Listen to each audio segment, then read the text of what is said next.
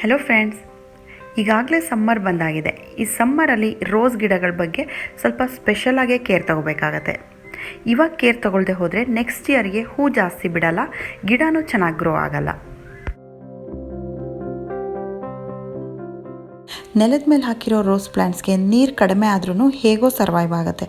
ಆದರೆ ಟೆರೆಸ್ ಮೇಲೆ ಪಾಟಲ್ಲಿ ಹಾಕಿರೋ ರೋಸ್ ಪ್ಲ್ಯಾಂಟ್ಸ್ನ ಮೇಂಟೈನ್ ಮಾಡೋದು ಅಷ್ಟು ಈಸಿ ಅಲ್ಲ.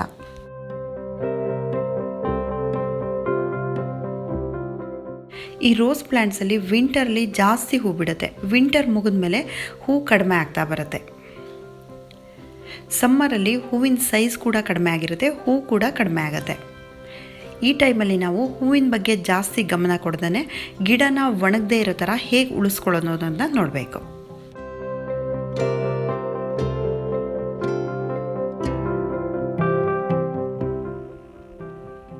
ಸಮ್ಮರಲ್ಲಿ ಎಲ್ರಿಗೂ ಗೊತ್ತಿರೋಂಗೆ ಟೆಂಪ್ರೇಚರೇ ತುಂಬ ಜಾಸ್ತಿ ಇರುತ್ತೆ. ಮೇಲ್ಗಡೆಯಿಂದ ಈ ಗಿಡಗಳಿಗೆ ಹೀಟ್ ಜಾಸ್ತಿ ಬರ್ತಾ ಇರುತ್ತೆ.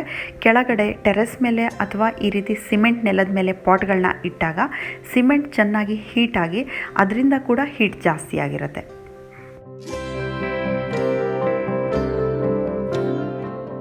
ಹೊರಗಡೆ ನಾರ್ಮಲ್ ಟೆಂಪ್ರೇಚರ್ 30 ಡಿಗ್ರಿ ಇದ್ದರೆ ಈ ಟೆರೆಸ್ ಮೇಲಿರೋಂಥ ಗಿಡಗಳಿಗೆ ಮೇಲ್ಗಡೆಯಿಂದ ಬರ್ತಾ ಇರೋ ಶೆಕೆ ಮತ್ತು ಕೆಳಗಡೆ ಈ ಸಿಮೆಂಟಿಂದ ಬರ್ತಾ ಇರೋ ಶೆಕೆ ಎರಡೂ ಸೇರಿ 5 ಡಿಗ್ರಿ ಎಕ್ಸ್ಟ್ರಾ ಆಗುತ್ತೆ. 35 ಡಿಗ್ರಿ ಆಗ್ತಾ ಇರುತ್ತೆ. ಈ ಟೈಮಲ್ಲಿ ಗಿಡಗಳಿಗೆ ಡಿಹೈಡ್ರೇಷನ್ ಆಗುತ್ತೆ. ನಮಗೆ ಸಮ್ಮರಲ್ಲಿ ಮನುಷ್ಯಗೆ ಹೇಗೆ ಡಿಹೈಡ್ರೇಷನ್ ಆಗ್ತಾ ಇರುತ್ತೆ ಅದೇ ರೀತಿ ಗಿಡಗಳಿಗೆ ಕೂಡ ಆಗುತ್ತೆ. ತುಂಬ ಡ್ರೈ ಕಂಡೀಷನಲ್ಲಿ ಈ ಗಿಡ ಚೆನ್ನಾಗಿ ಬರಲ್ಲ. ಏಪ್ರಿಲ್ ಮೇನಲ್ಲಿ ಬೆಳಗ್ಗೆ ಮತ್ತು ಸಂಜೆ ಎರಡೂ ಟೈಮ್ ನೀರು ಕೊಡಬೇಕಾಗತ್ತೆ. ಇದ್ರ ಜೊತೆಗೆ ನೀರನ್ನ ಸ್ಪ್ರೇ ಮಾಡಬೇಕಾಗತ್ತೆ.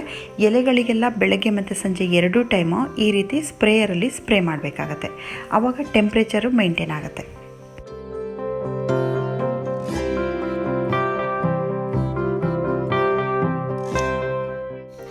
ನೀರು ಬೇಗ ಡ್ರೈ ಆಗದೆ ಇರೋದಕ್ಕೆ ಈ ಗಿಡಗಳಿಗೆಲ್ಲ ಸಮ್ಮರಲ್ಲಿ ಮಲ್ಚಿಂಗ್ ಮಾಡಿದರೆ ಒಳ್ಳೆಯದು.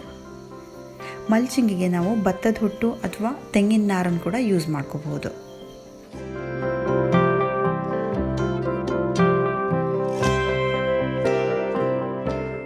ಈ ಗುಲಾಬಿ ಗಿಡದಲ್ಲಿ ತುಂಬ ಇಂಪಾರ್ಟೆಂಟ್ ಇರೋದು ಹೂ ಅರಳು ಹೋಗಿರೋದನ್ನ ಕಟ್ ಮಾಡಿ ತೆಗಿತಾ ಇರಬೇಕು. ಹಾಗೆ ಒಣಗಿರೋ ಕಡ್ಡಿಗಳನ್ನ ಕಟ್ ಮಾಡಿ ತೆಗಿಬೇಕು. ಈ ಗುಲಾಬಿ ಗಿಡಗಳಿಗೆ ರೋಗಗಳು ಬೇಗ ಅಟ್ಯಾಕ್ ಆಗೋದ್ರಿಂದ ನಾವು ಕಟ್ ಮಾಡೋದಕ್ಕೆ ಮುಂಚೆ ಕಟ್ಟರ್ಗೆ ಡೆಟಾಲಿಂದ ಅಥವಾ ಸ್ಯಾನಿಟೈಸರಿಂದ ಕ್ಲೀನ್ ಮಾಡಿಟ್ಕೊಂಡಿರಬೇಕು. ಇದಕ್ಕೆ ಮುಂಚೆ ನಾವು ಕಟ್ ಮಾಡಬೇಕಾದ್ರೆ ಆ ಗಿಡದಲ್ಲಿ ರೋಗಗಳು ಯಾವುದಾದ್ರೂ ಇದ್ದರೆ ಈ ಕಟ್ಟರ್ ಮುಖಾಂತರ ಇನ್ನೊಂದು ಗಿಡಕ್ಕೆ ಅದು ಸ್ಪ್ರೆಡ್ ಆಗೋ ಚಾನ್ಸಸ್ ಜಾಸ್ತಿ ಇರುತ್ತೆ.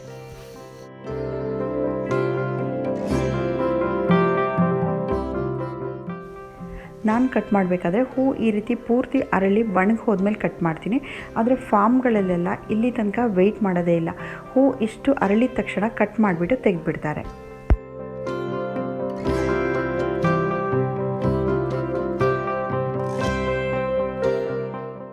ಕರೆಕ್ಟಾಗಿ ಹೂವಿಂದ ಕೆಳಗಡೆಗೆ ಕಟ್ ಮಾಡಿದರೆ ಸಾಕು. ನಾನು ಇದರಲ್ಲಿ ಲೆಂತ್ ಶಾರ್ಟ್ ಮಾಡೋದಕ್ಕೋಸ್ಕರ ಸ್ವಲ್ಪ ಜಾಸ್ತಿನೇ ಉದ್ದ ಕಟ್ ಮಾಡ್ತಾ ಇದ್ದೀನಿ. ಇದನ್ನು ಕಟ್ ಮಾಡಿ ತೆಗೆಯೋದ್ರಿಂದ ನಾವು ಎಲ್ಲಿ ಕಟ್ ಮಾಡಿರ್ತೀವಿ ಅದ್ರ ಪಕ್ಕದಲ್ಲೇ ಕೆಳಗಡೆಗೆ ಹೊಸದಾಗಿ ಚಿಗುರು ಬರುತ್ತೆ. ಇದು ಲಾಸ್ಟ್ ಟೈಮ್ ಕಟ್ ಮಾಡಿರೋದು. ಎಲ್ಲಿ ಕಟ್ ಮಾಡಿದ್ದೀನಿ ಅದ್ರ ಪಕ್ಕನೇ ಹೊಸದಾಗಿ ಶೂಟ್ಸ್ ಬಂದಿದೆ.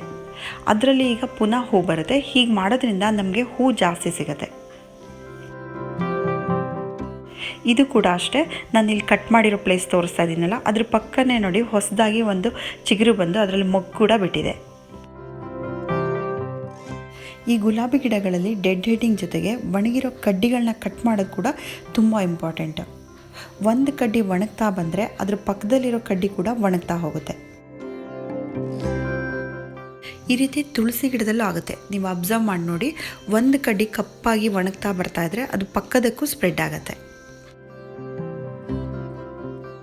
ಇವಾಗ ನಾನು ಕಟ್ ಮಾಡ್ತಾ ಇರೋದು ಪಕ್ಕದಲ್ಲಿರೋ ಸ್ಟೆಮ್ಮು ಗ್ರೀನ್ ಆಗೇ ಇದೆ, ಬರೀ ಒಣಗಿರೋ ಕಡ್ಡಿ ಮಾತ್ರ ಕಟ್ ಮಾಡ್ತಾ ಇದ್ದೀನಿ. ಇದನ್ನು ಕಟ್ ಮಾಡಿ ತೆಗೆದೇ ಹೋದರೆ ಗಿಡ ಪೂರ್ತಿ ಈ ರೀತಿ ಕಪ್ಪಾಗಿ ಒಣಗೋಗುತ್ತೆ.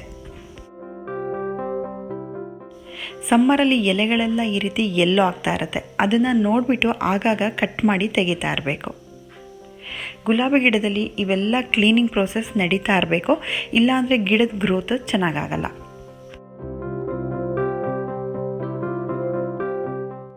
ಸಮ್ಮರಲ್ಲಿ ರೋಸ್ ಪ್ಲ್ಯಾಂಟ್ಸ್ನ ಕೂಲ್ ಆಗಿಡೋಕ್ಕೆ ಇನ್ನೂ ಒಂದು ಟಿಪ್ ಹೇಳ್ತೀನಿ. ನಾವು ಹೇಗೋ ಮಿಸ್ಟಿಂಗ್ ಮಾಡ್ತೀವಲ್ಲ, ಅಂದರೆ ಸ್ಪ್ರೇ ಬಾಟಲಲ್ಲಿ ಸ್ಪ್ರೇ ಮಾಡ್ತೀವಲ್ಲ, ಅದ್ರ ಜೊತೆಗೆ ಹಾಲನ್ನು ಮಿಕ್ಸ್ ಮಾಡಿ ಸ್ಪ್ರೇ ಮಾಡೋದ್ರಿಂದ ಗಿಡಗಳು ಕೂಲಾಗಿರುತ್ತೆ, ಕ್ಯಾಲ್ಶಿಯಂ ಕೂಡ ಸಿಗುತ್ತೆ. ವಾರದಲ್ಲಿ ಒಂದು ಸಲ ಅರ್ಧ ಲೀಟ್ರ್ ಹಾಲು ತಗೊಂಡು ಅದಕ್ಕೆ 1 ಲೀಟ್ರಷ್ಟು ನೀರನ್ನು ಮಿಕ್ಸ್ ಮಾಡಿಬಿಟ್ಟು ಬಾಟಲ್ಗೆ ಹಾಕ್ಬಿಟ್ಟು ಸ್ಪ್ರೇ ಮಾಡಬೇಕು. ಇದರಿಂದ ಗಿಡಗಳಿಗೆ ಕ್ಯಾಲ್ಶಿಯಮ್ಮು ಸಿಗುತ್ತೆ, ಗಿಡಗಳು ಕೂಡ ತಂಪಾಗುತ್ತೆ. ಈ ರೋಸ್ ಪ್ಲ್ಯಾಂಟ್ಸಿಗೆ ಕ್ಲೀನಿಂಗ್ ತುಂಬ ಇಂಪಾರ್ಟೆಂಟು. ಹಳಗಳು ಬರ್ತಾ ಇರುತ್ತೆ, ವಾರದಲ್ಲಿ ಒಂದು ಸಲನಾದರೂ ನೋಡಿಬಿಟ್ಟು ನಾವು ಅದನ್ನು ಕಿತ್ತು ತೆಗಿತಾ ಇರಬೇಕು.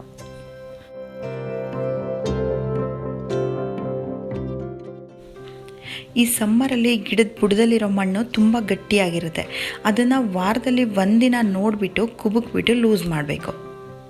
ನಾವು ಯಾವುದೇ ಫರ್ಟಿಲೈಸರ್ ಹಾಕಬೇಕಾದ್ರೆ ಈ ರೀತಿ ಮಣ್ಣನ್ನು ಲೂಸ್ ಮಾಡಿಬಿಟ್ಟೇ ಹಾಕಬೇಕು. ಈ ರೋಸ್ ಪ್ಲ್ಯಾಂಟ್ಸಿಗೆ ಮಣ್ಣು ಅಸಿಡಿಕ್ ಇರಬೇಕು. ಅಸಿಡಿಕ್ ಇದ್ದರೆ ಹೂ ಜಾಸ್ತಿ ಬಿಡುತ್ತೆ. ಮಣ್ಣನ್ನು ಅಸಿಡಿಕ್ ಹೇಗೆ ಮಾಡೋದು ಅಂದರೆ ಎಪ್ಸಮ್ ಸಾಲ್ಟ್ ಅಂತ ಸಿಗುತ್ತೆ. ಇದನ್ನು ಮೆಗ್ನೀಷಿಯಂ ಸಲ್ಫೇಟ್ ಅಂತ ಕೂಡ ಹೇಳ್ತಾರೆ. ಇದನ್ನು ಒಂದು ಪಾಟಿಗೆ 2 ಸ್ಪೂನ್ ಹಾಕೋದ್ರಿಂದ ಮಣ್ಣು ಸ್ವಲ್ಪ ಅಸಿಡಿಕ್ ಆಗುತ್ತೆ.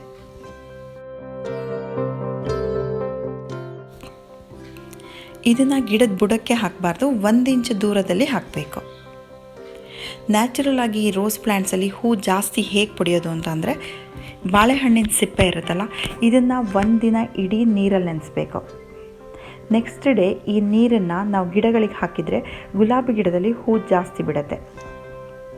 ಈ ಬಾಳೆಹಣ್ಣಿನ ಸಿಪ್ಪೆಯಲ್ಲಿ ಫಾಸ್ಫರಸ್ ತುಂಬ ಜಾಸ್ತಿ ಇರುತ್ತೆ. ಯಾವುದೇ ಹೂ ಬಿಡೋ ಅಂಥ ಗಿಡಗಳಿಗೆ ನೀವು ಹಾಕಬಹುದು. ಎಗ್ಶೆಲ್ಸ್ನ ಡ್ರೈ ಆಗೋರಿಗೆ ಬಿಸಿಲಲ್ಲಿ ಒಣಗಿಸ್ಬಿಟ್ಟು ಅದನ್ನು ಮಿಕ್ಸಿಯಲ್ಲಿ ಪೌಡ್ರ್ ಮಾಡಿ ಈ ರೀತಿ ಇಟ್ಕೊಂಡಿರ್ತೀನಿ. 1 ಪಾಟಿಗೆ 1 ಸ್ಪೂನ್ ಥರ ಇದನ್ನು 15 ದಿನಕ್ಕೊಂದ್ಸಲ ಹಾಕ್ತಾ ಇರ್ತೀನಿ. ಮನೆಯಲ್ಲಿ ಇದೆಲ್ಲ ಮಾಡ್ಕೊಳ್ಳೋಕ್ಕೆ ಯಾರಿಗೆ ಕಷ್ಟ ಆಗುತ್ತೆ ಅವ್ರಿಗೆ ರೋಸ್ ಮಿಕ್ಸ್ ಅಂತಲೇ ಸಿಗುತ್ತೆ, ಎಲ್ಲ ನರ್ಸರಿಗಳಲ್ಲೂ ಸಿಗುತ್ತೆ. ಇದನ್ನು ತಗೊಂಡು ಬಂದು 1 ಪಾಟಿಗೆ 2 ಸ್ಪೂನ್ ರೀತಿ 15 ದಿನಕ್ಕೊಂದ್ಸಲ ಹಾಕಿದರೆ ಹೂ ಜಾಸ್ತಿ ಬಿಡ್ತಾ ಇರುತ್ತೆ.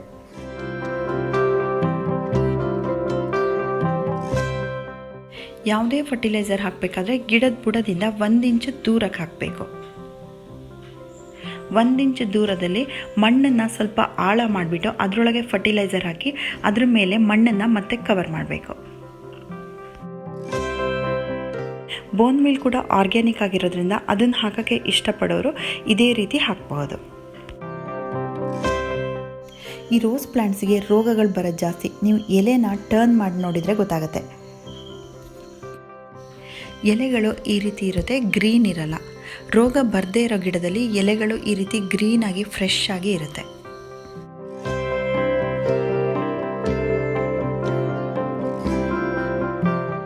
ಸಮ್ಮರ್ ಸೀಸನಲ್ಲಿ ಸ್ಪೈಡಮೈಟ್ಸ್ ಮತ್ತು ಟ್ರಿಪ್ಸ್ ಅಂತ ಹುಳುಗಳಿರುತ್ತೆ, ಅದು ಜಾಸ್ತಿ ಅಟ್ಯಾಕ್ ಮಾಡುತ್ತೆ. ಗಿಡ ತುಂಬ ಈ ರೀತಿ ಆಗಿದ್ದರೆ ಅಥವಾ ಗಿಡದಲ್ಲಿ ರೋಗ ಜಾಸ್ತಿ ಇದ್ದರೆ ನೀವು ಎಲ್ಲೆಲ್ಲಿ ಈ ರೀತಿ ಎಲೆಗಳೆಲ್ಲ ಆಗಿದೆ, ಎಲ್ಲೋ ಆಗಿದೆ ಅಥವಾ ಹುಳುಗಳು ಜಾಸ್ತಿ ತಿಂದಿದೆ ಅಂಥ ಕಡೆ ಎಲ್ಲ ಕಟ್ ಮಾಡಿಬಿಟ್ಟು ತೆಗೆದ್ಬಿಡೋದೇ ಒಳ್ಳೆಯದು.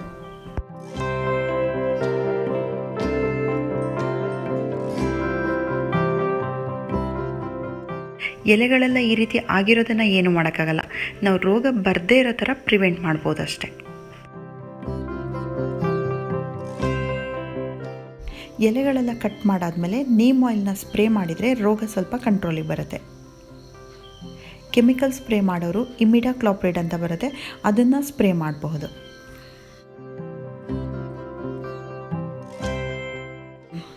ಈ ರೋಸ್ ಪ್ಲ್ಯಾಂಟ್ಸಿಗೆ ರೋಗಗಳು ಬರದೇ ಇರೋ ಥರ ಸ್ವಲ್ಪ ಮಟ್ಟಿಗೆ ಕಂಟ್ರೋಲ್ ಮಾಡೋದಾದರೆ ಈ ನೀಮ್ ಪೌಡರ್ ಅಂತ ಸಿಗುತ್ತೆ, ಬೇವಿನ ಹಿಂಡಿಯಿಂದ ಮಾಡಿರೋಂಥ ಪೌಡರು.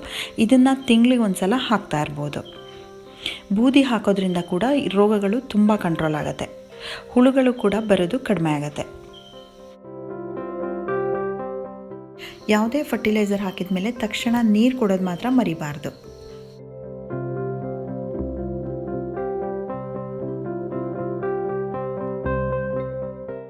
ಈ ರೋಸ್ ಪ್ಲ್ಯಾಂಟ್ಸ್ ಬಗ್ಗೆ ಇನ್ನೂ ಕೆಲವು ಟಿಪ್ಸ್ ಬೇಕು ಅಂತಂದರೆ ನನ್ನ ಚಾನಲ್ ಪ್ಲೇ ಲಿಸ್ಟ್ಗೆ ಹೋದರೆ ನಿಮಗೆ ಸಿಗುತ್ತೆ. ನೀವು ಅದರಲ್ಲಿ ಚೆಕ್ ಮಾಡ್ಕೊಳ್ತೀರಾ ಅಂತ ಅಂದ್ಕೊಂಡು ಈ ವಿಡಿಯೋ ಎಂಡ್ ಮಾಡ್ತಾ ಇದ್ದೀನಿ. Thank you for watching friends.